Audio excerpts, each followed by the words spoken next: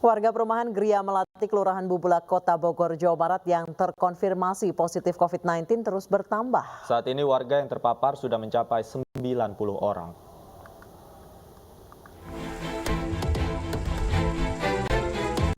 Satuan Tugas COVID-19 Kota Bogor terus memantau perkembangan kesehatan warga perumahan Gria Melati, Bogor, Jawa Barat.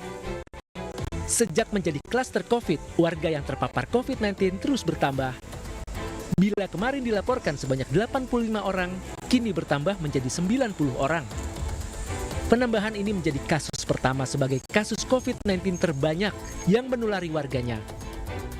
Wali Kota Bogor Bima Arya memerintahkan seluruh warga perumahan yang berjumlah 600 jiwa harus menjalani tes PCR. Tidak ada, tetap bersama Pak Dhani, Pak Kapolres akan fokus ke PPKM, ya, kewilayahan, karena ini senjatanya di situ.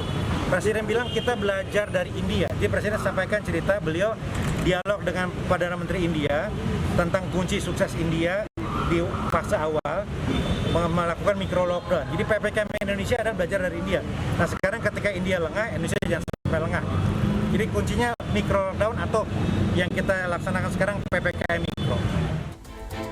Satgas Covid Kota Bogor telah membatasi kegiatan masyarakat skala mikro di perumahan Gria Melati serta memasok kebutuhan warga dengan mendirikan dapur umum. Petugas juga menyemprot lingkungan setempat dengan cairan disinfektan. Sementara warga yang terkonfirmasi positif COVID-19 sudah diisolasi di Gedung Badan Pengawasan dan Pemeriksaan Keuangan BPKP Ciawi Bogor, Jawa Barat. Mengapa persebaran COVID-19 di klaster Gria Melati begitu cepat? Apakah ada indikasi varian baru? Kami akan bahas bersama Wakil Wali Kota Bogor, Dedi Arahim, dan Guru Besar Penyakit Dalam FKUI, Ari Fahrial Syam. Selamat sore, Pak Dedi dan Pak Ari. Selamat sore, Mas. Baik, saya ingin ke Pak Dedi terlebih dahulu. Pak Dedi, update terbaru dari perumahan Gria Melati Bogor seperti apa dan penanganan hingga saat ini seperti apa, Pak? Ya, seperti yang sudah disampaikan tadi di awal, bahwa memang sampai dengan hari ini jumlah warga yang terkonfirmasi positif COVID-19 ada sebanyak 90 orang. Nah, 90 orang ini kami proses dari 850-an ya, sampel spesimen COVID, spesimen warga yang kami ambil selama beberapa minggu.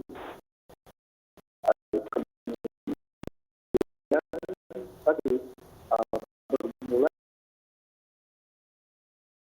dari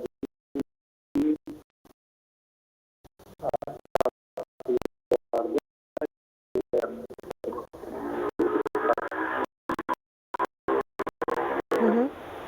kita melakukan tracing, kita melakukan pelacakan, kita temukan ada sekitar 850 kita lakukan pemeriksaan. Jadi sejauh ini masih di angka 90 dan tidak. Baik. Tapi kami memang masih penasaran ya, ini seperti itu jenis virus apa nih, strainnya mana, karena begitu cepat dan masih menyebar di wilayah. Baik. Mungkin dari Dinas Kesehatan Bogor sendiri, apakah ada rencana untuk meneliti lebih lanjut apakah benar ini adalah COVID varian baru, Pak? Ya. Pak Wali Kota dengan berbicara langsung dengan kesehatan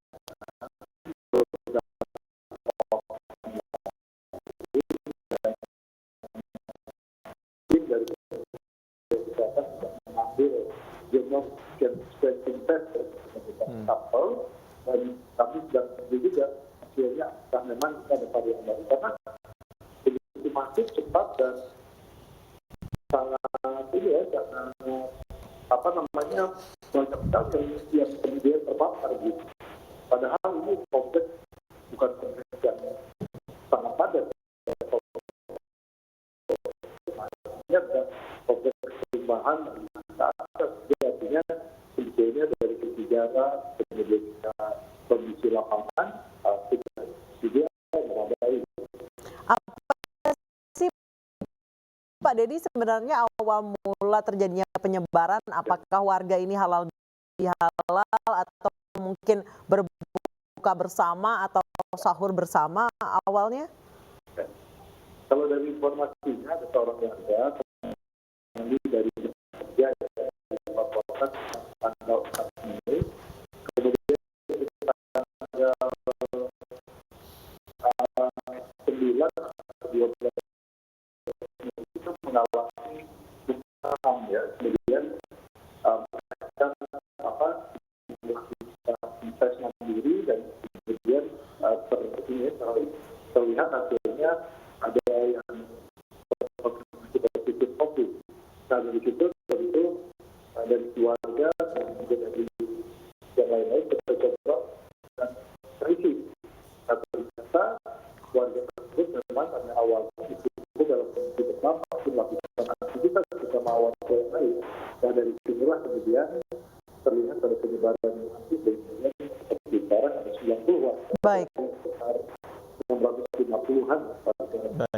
Baik.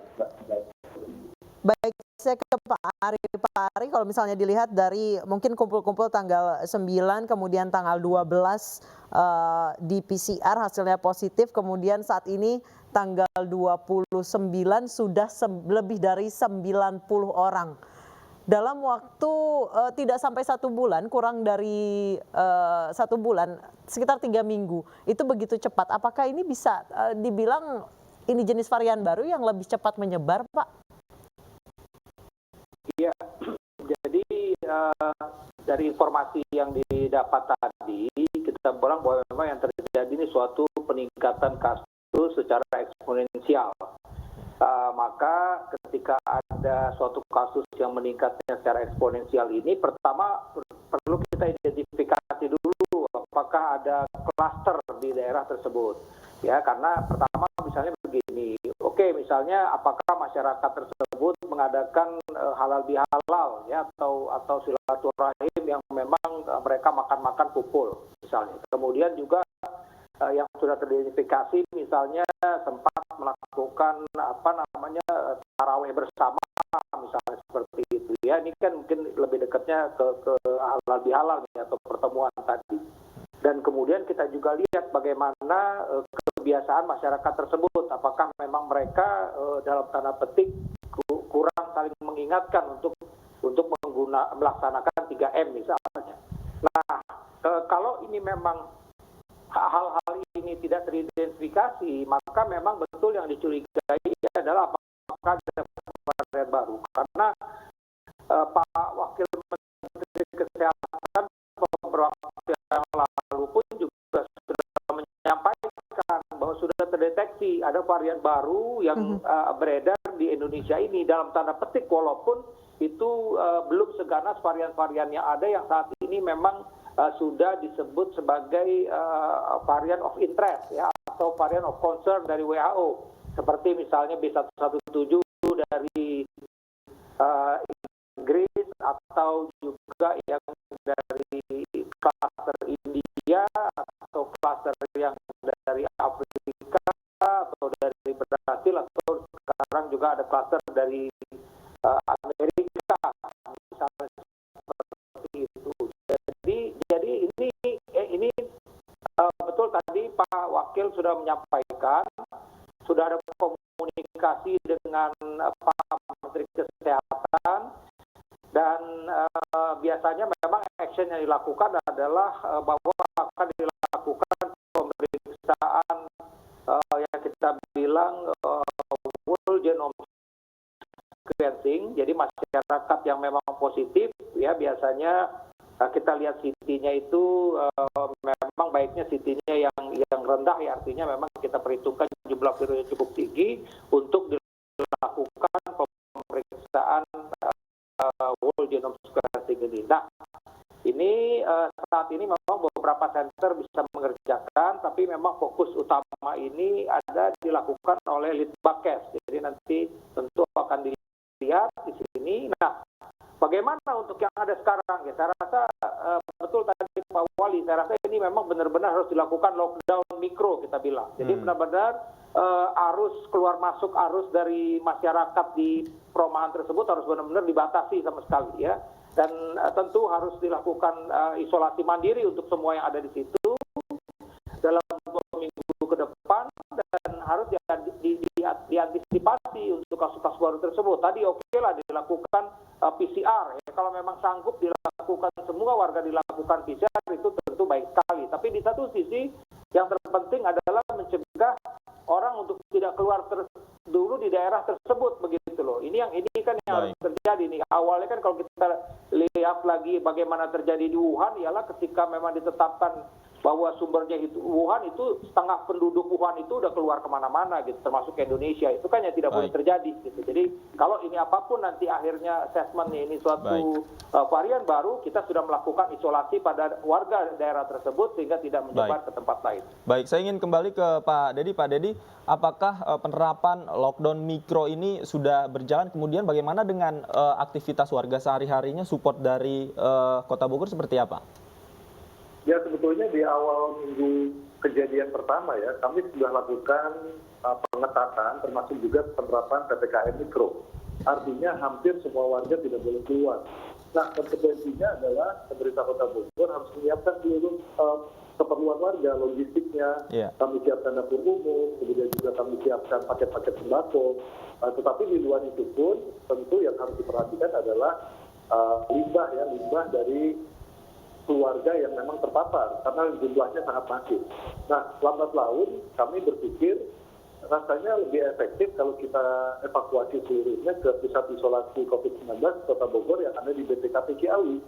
Jadi akhirnya di minggu pertama setelah mencapai jumlah di atas 50 orang, akhirnya kami evakuasi ke Ciawi, dan kelihatannya dengan pemindahan ke pusat isolasi di Ciawi itu lebih terkontrol ya. Tetapi tentu sambil kita terus lakukan tracing dan testing kepada warga yang belum kami lakukan swab test. Nah, hasilnya setelah sebagian besar warga yang memang kontak erat itu dilakukan swab test, terbukti bahwa dari hampir 250-an ya warga dan kontak erat yang sudah di-trace dengan jumlah hampir 800 lebih dari swab test, ada 90 yang terpapar. Jadi Baik. Kurang lebih gambaran, dan saat ini hampir 83 orang seluruhnya ada di BPKP di Ciawi. Demikian.